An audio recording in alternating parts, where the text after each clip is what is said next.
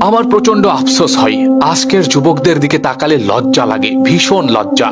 এরা নামের মুসলমান কিন্তু লালন পালন করে পশ্চিমাকে, মুখে ইমানের কথা বলে, জীবনে অনুকরণ করে কাফিরকে।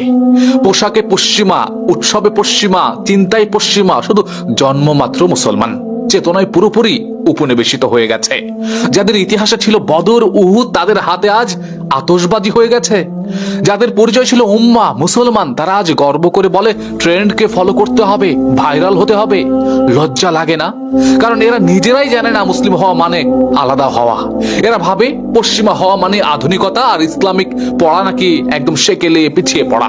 যে যুবক পশ্চিমাদের উৎসবে আনন্দ খোঁজে, যে যুবক উম্মাহর কান্না বোঝে না, যে যুবক কালচার আঁকড়ে ধরে পশ্চিমাদের, সে কোরআনের ভাব কি কখনো বহন করতে পারে? পারে না। আজকের সংকট অস্ত্রের নয়, আজকের সংকট মুসলিমদের মেরুদণ্ডের। আজকের যুবক শক্তিশালী নয় কারণ সে নিজের পরিচয় নিয়ে সে লজ্জিত। মুসলিম হওয়া কোনো ফ্যাশন নয়, এটা একটা দায়িত্ব, গুরু দায়িত্ব, জাতির দায়িত্ব। এটা অবস্থান, এটা সংঘর্ষ বাতিলের সাথে। যেদিন যুবক পশ্চিমাকে আদর্শ বানানো বন্ধ করে দেবে, সেদিনই উম্মাহ মাথা তুলে দাঁড়াবে। আমরা কি 31st নাইট তারপরে উদযাপন করব? আপনার বিবেক কি বলে?